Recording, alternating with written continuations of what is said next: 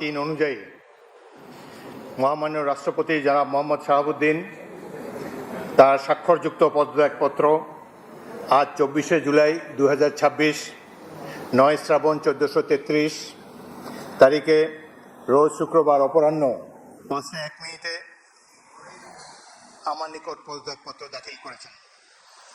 ফলশ্রুতিতে সংবিধানের 54 অনুচ্ছেদ অনুযায়ী আমি রাষ্ট্রপতির দায়িত্ব গ্রহণ করেছি।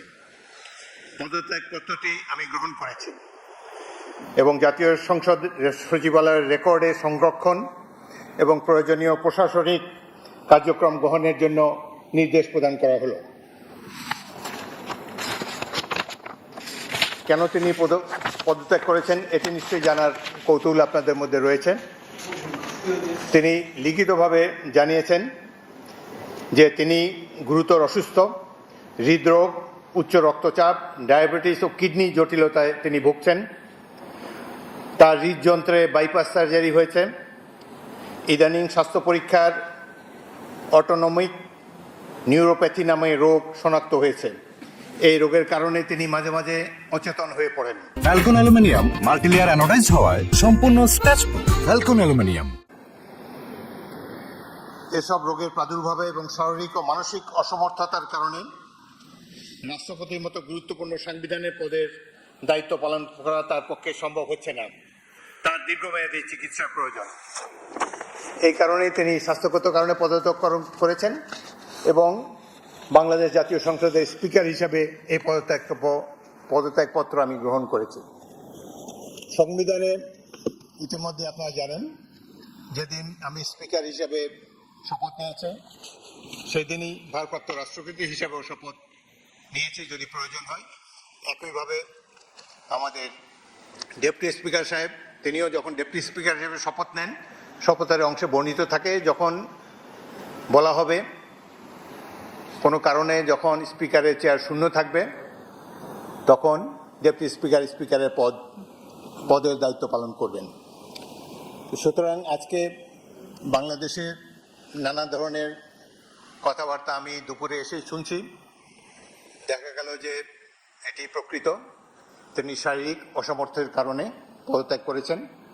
আমি তার মঙ্গল এবং সুস্বাস্থ্য কামনা করি এবং আমার মনে হয় তিনি মাফিয়া সরকারের আমলে নির্বাচিত হলেও বর্তমানে জনগণের ভোটে যে সরকার নির্বাচিত হয়েছে তার প্রতি তিনি সমর্থন এবং শ্রদ্ধা প্রকাশ করেছেন সবসময়। আমি তার মঙ্গল কামনা করি। আপনাদের সবাইকে ধন্যবাদ।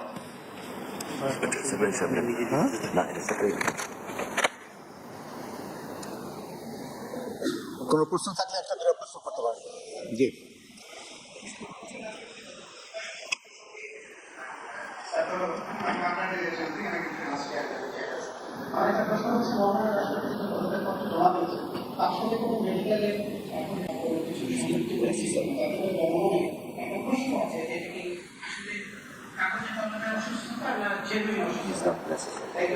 আচ্ছা শোনেন, বাংলাদেশের রাষ্ট্রপতির পদত্যাগ একটি গুরুতর ঘটনা।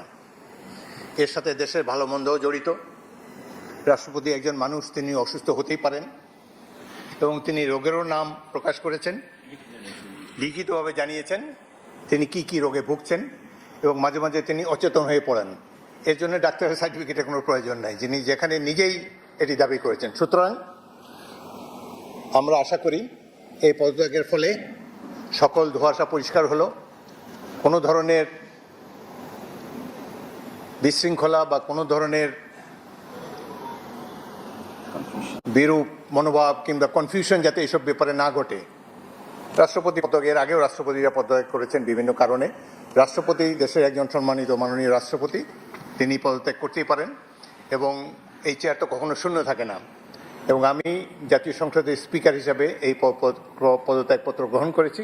এটি হলো বাস্তবতা। আশা করি সকল ধরনের কনফিউশন এখন থেকে দূর হয়ে যাবে। আপনাদের সবাইকে অসংখ্য ধন্যবাদ।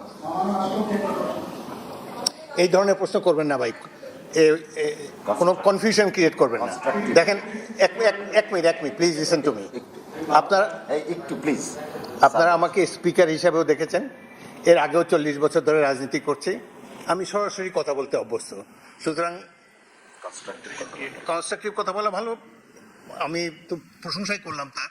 তিনি রিজাইন করেছেন স্বাস্থ্যগত কারণে, কি কি রোগের কথা তিনি বলেছেন, কিভাবে তিনি আমাদের কাছে দিয়ে সেটাই জেনেছি। এরপরে এটার মধ্যে তো আর অন্য কোনো কিছু নেই। যে বলেন, একজন মহিলা বলেন। পরিচয়টা কি? আপনার পরিচয় দিয়ে বলেন। জি,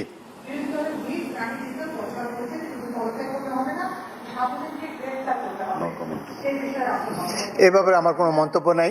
একটি গুরুতম সলেম অকেশন, দেশের রাষ্ট্রপতি পদত্যাগ করেছেন। Let us do justice to him. Thank you very much.